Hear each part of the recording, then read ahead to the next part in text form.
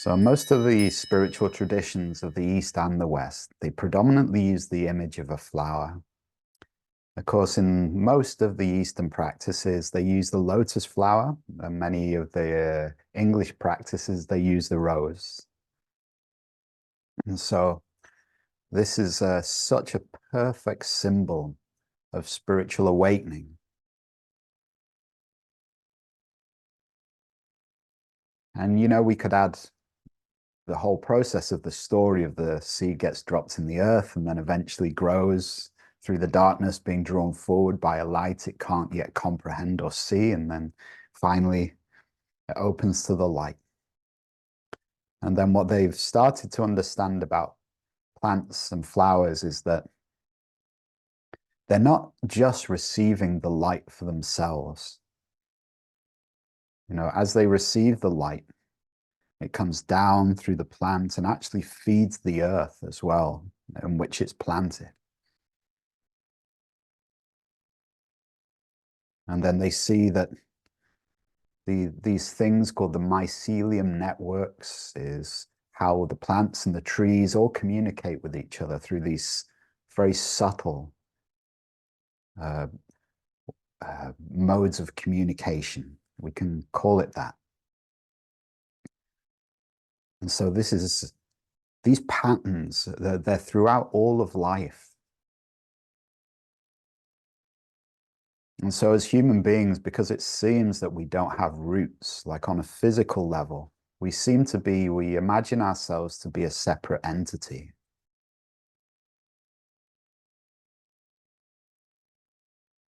But then if you work on your spiritual awakening, you'll start to see, as all the great masters saw, that enlightenment isn't just some kind of selfish, just about me thing. Actually, an aspect of what we could call enlightenment is the realization of a unified field of consciousness. Buddha saw this in his awakening. You know, he said, you know, the famous joke line, "I'm one with everything." But this is literally what the Buddha experienced in his awakening process. That he wasn't just this sovereign person.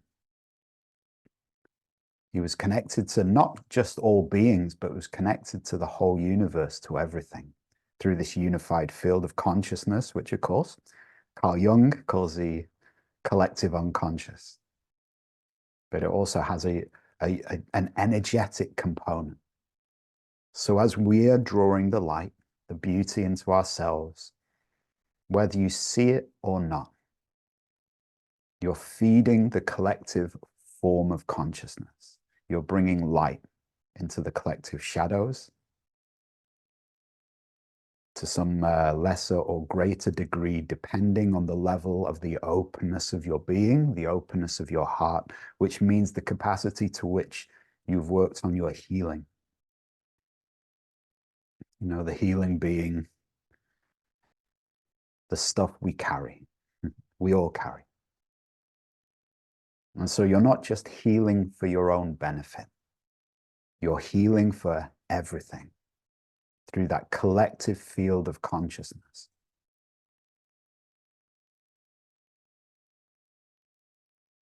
And so we look at it that way. The most selfish thing you can do is not heal yourself. So if someone says you just sit around in prayer and meditation, they don't understand. They don't see it yet. The power of what you're bringing.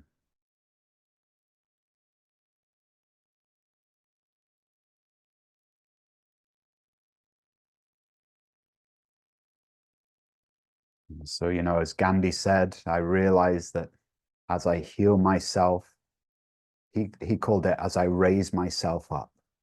He said, I raise all other beings with me. And when I fall, all beings fall with me. He saw it. And so I've heard Christian mystics say exactly the same words. You know, a guy called Father Lazarus, a very powerful man who lives in a cave in the Sinai desert. Seen an interview with him. He came to the same understanding his solitary prayer, he realized that in his prayer, he was praying for all beings, for the release of the traumas in the collective field.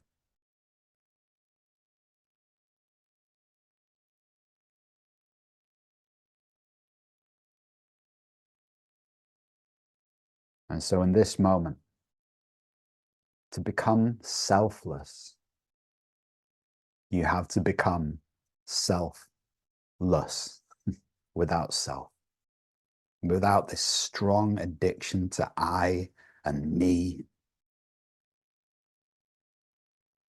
You're not getting rid of that too early. You can't, because that's just the ego trying to hide itself, to make itself look spiritual.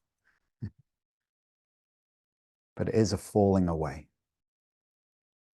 until the light, your nature, the soul, awakens, and then you become born of that awareness, born of the light, born of your soul.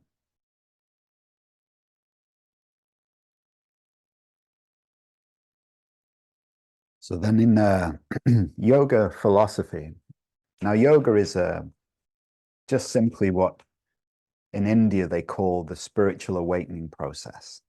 It's not different from any other process. It's just a name given to a certain way of doing it. And so they say that we have many, many bodies. You know, physical body, energy body, mental body, emotional body, soul body. And so then the first stage of the awakening is awakening the light at the core. You might imagine it like a lampshade, many lampshades. And so we're just awakening that inner light, so it can just steadily, gently fill each of these bodies. Filling the mental body, it means our mind. And so then usually you start with the mind, because it's such a big aspect of our being. So the most famous mantra in the yogic philosophy is called the Gayatri mantra. And it's a prayer to the light of the cosmic sun, the divine light, to illuminate the mind. So it's a prayer of enlightenment. And so usually first we're trying to awaken the mind, our perception, sometimes called the third eye.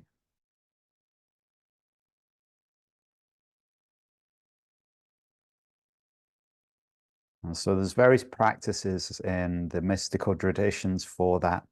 But generally all practices of meditation are starting to build chi. You know, wherever the mind goes, the prana, the energy flows. So even if you're just sat with your eyes closed, breathing, you may feel after a while there's a natural tendency. It's almost like you're looking to your forehead, or there's an awareness of between the eyebrows or forehead. So just simply the act of focusing, which means meditation, it starts to build up the chi here.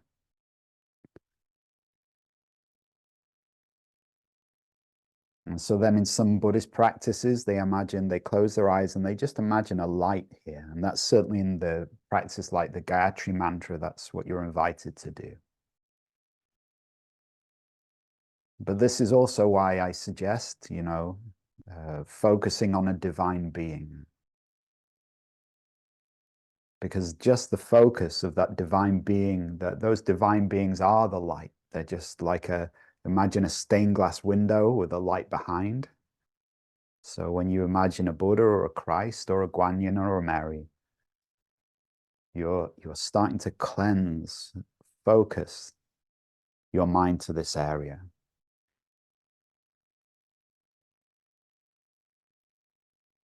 And so in a way, you're inviting that high frequency of light to open what's called the third eye, or the subtle eye of perception. Now, some people in India, they get that wrong. Well, some people all over the world get that wrong. They think they're meant to open their third eye to see astral realms and have psychic abilities, but there's not really much happiness in that. We're opening the third eye so we can perceive the divine. the light. And so whatever you give your mind to, you become. So if you think about food all the time, you'll probably become a chef.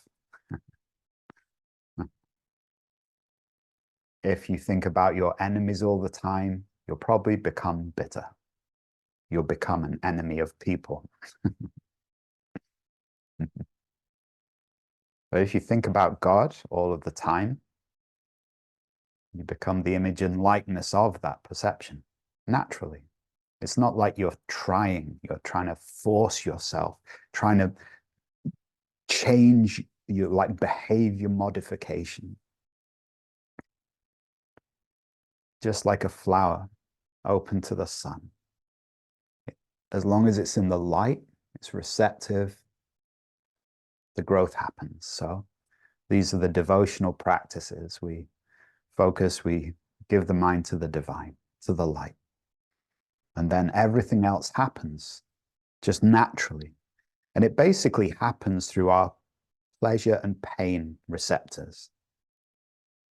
So before awakening, we might think we get some short-term pleasure in yelling at our enemies.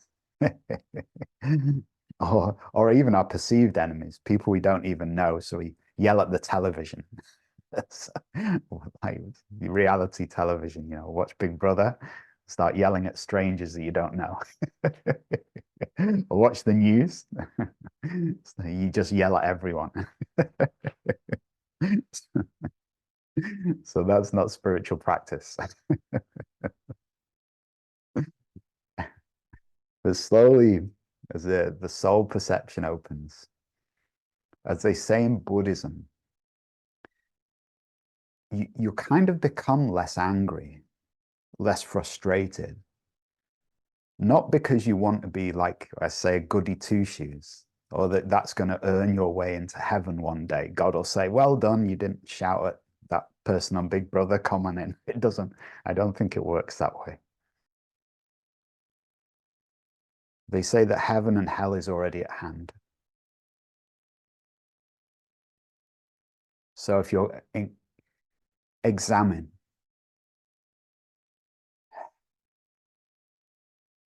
so it seems that there is some states of being that feel in some kind of alignment with an experience of heaven. We could call that a peace that transcends understanding, incredible peace. It feels heaven-like. When we feel an overwhelming feeling of agape or unconditioned love, that feels heaven-like. Sometimes when a mother or a parent looks at a newborn baby, some people, they say it's heaven-like. So there's experiences within the human condition that we can say don't necessarily hopefully get us one day to heaven, but help us realize we're already there. And then, other end of the spectrum, there's experiences in a moment and a day that make us feel like we're in hell. And so this is what we're figuring out. How to experience the kingdom of heaven that was within us, already at hand, and just start to live there for longer periods of time in that vibration of consciousness. And so we have to examine life. In this moment, am I in hell or am I in heaven? If I want to be in heaven, I'm maybe I'm in purgatory. It's not quite heaven, not quite hell. So maybe in this moment, how do I make my way to the feeling, understanding, and alignment of heaven? You look at that for a while and you see, okay, maybe what's the obstacle? And then you'll see your obstacle first, foremost is your mind. Thinking, overthinking, analyzing, holding on to the past, worrying about the future. So meditate, quiet your mind, focus your mind. Now you're a step closer to heaven. Next level might be constrictions in your heart. We call that emotional shutdown vibration. In this moment, how do I welcome love for myself for this moment? How do I do that? Does that feel more like heaven?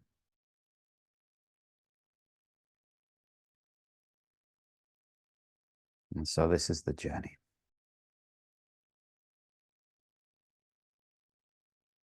So this is the practice, to spend your days with the divine.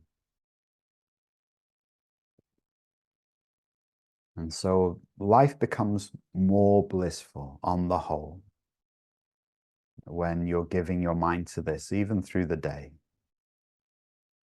Now, for example, if Christ or Buddha is your thing, spend the day with Christ and Buddha in your mind.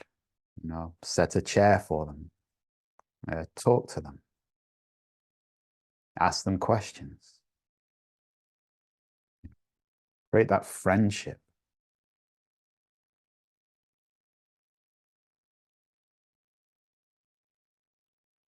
And so it looks like we're starting, sitting meditation, but then eventually the invitation is, how do we turn all of life into meditation? The next conversation you have, your way to work, when you wake up in the early hours, when you're drinking your morning tea. That's really what we want to become meditation, not just sat on a mat in a chair or a retreat center. It's how do we bring that presence into every moment?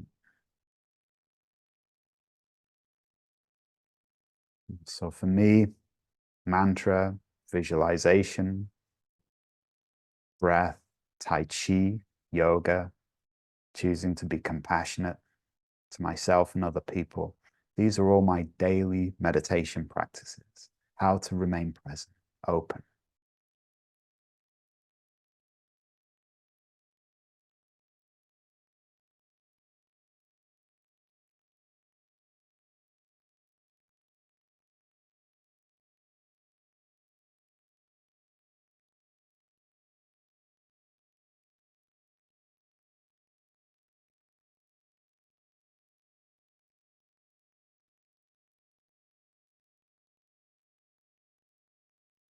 And then slowly over time, the beautiful prayer that Christ offered, it's so rich.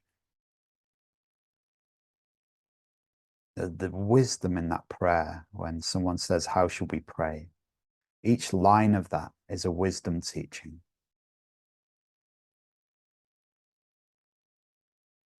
So think of the words, the Father, the divine, who is in heaven.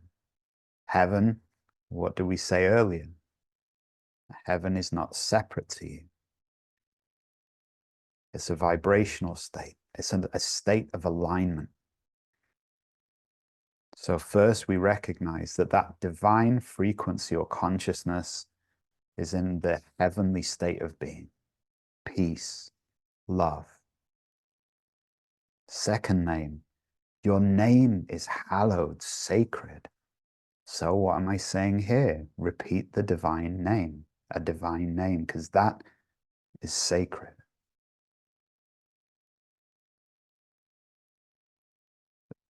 Your will be done on earth as it is in heaven. So in other words, in that vibration of heaven, we can connect with an intelligence that can guide us through life like a compass, following our bliss, the path of least resistance, following the inner voice. That's the divine will. So let your will be done, which the intelligence that comes from that state of vibration on earth as it is, in other words, in the physical realm, my lived reality, becomes illuminated by the knowledge of the soul, the wisdom, the intuition, the inner guidance. That's earth. So I live my life in the physical experience guided by that intelligence. Next line, give me today what I need. You know, Christ says, you know, daily bread, we could say, but, you know, some people gluten intolerant. So it doesn't mean bread. So, you know, so give me what I need to survive today. You know, as Christ said, the birds of the air, they don't sow and reap, they don't store in barns, but the Heavenly Father looks after them. How much more would he look after you? This is what he says. So look after me today.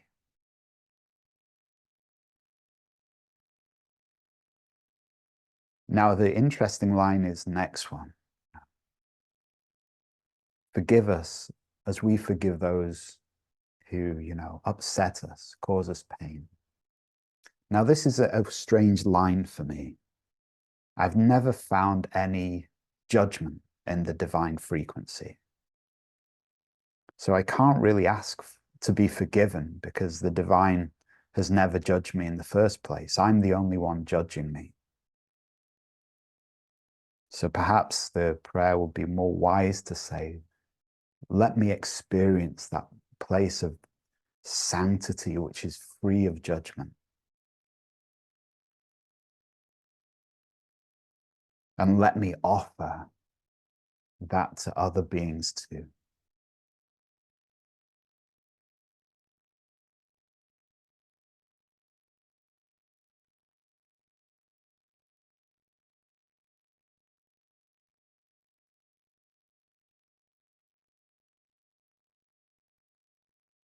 And so then one of the final lines, lead me not into temptation.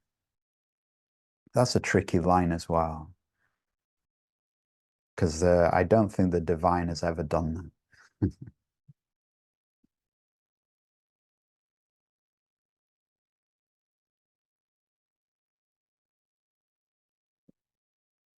But we could say there's a vibration which fulfills the heart. The divine vibration, heavenly vibration, it fulfills us. So the more that we experience that heavenly vibration of light, beauty, and bliss, the less we don't want lesser vibrations. We give up bad habits, not because they're sinful or we're going to go to hell, but there's certain things, ways we may behave where we experience we're already in hell. You know, for me, a hangover is living in hell. So I haven't drunk for years, not because I think it's bad, but it shuts my nervous system down to the divine energy.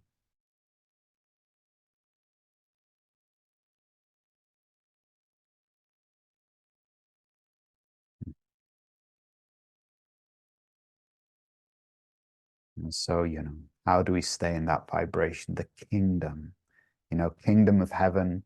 If we look at ancient language, let's break that down. It simply means a vibratory state of being from which the divine essence is the ruler, the kingdom. So there's the king or the ruler or the pure essence, the divine impulse, the intuition, which looks after that vibration or is that vibration.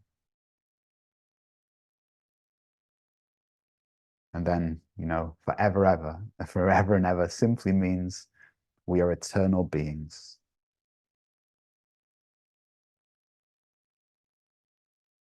So that frequency is eternal. No beginning, no end. Just like us.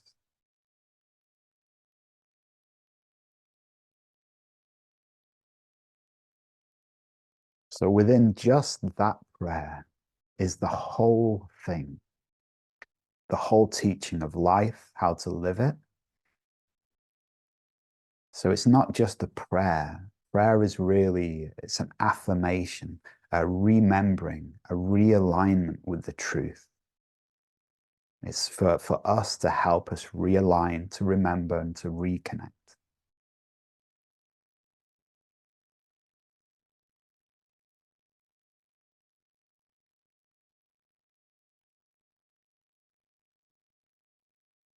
And so let's boil it down to one teaching. So Krishna says to Arjuna, describing the path of devotion and love, he said the highest meditation in this chapter of the Gita, he says the highest meditation is surrender in love. The whole of that prayer is just in that teaching. Surrender, but in love.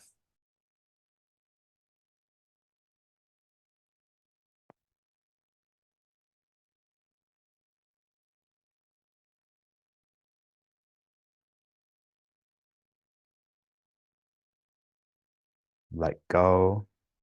And as they say, not just let go, but hand over the reins. You know, let go of your car, it will go all over the place. Don't just let go. And give the reins to the divine. We're surrendering to God, not just surrendering. We're surrendering and saying, okay, you run my life now. I'm just here to love and let you do that.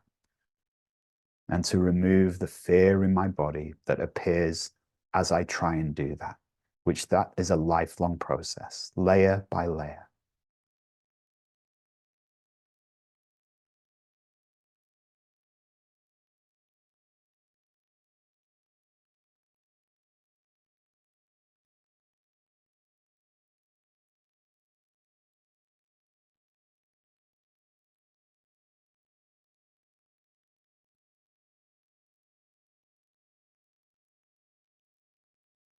Okay, so this brings us to the end of our meditation session.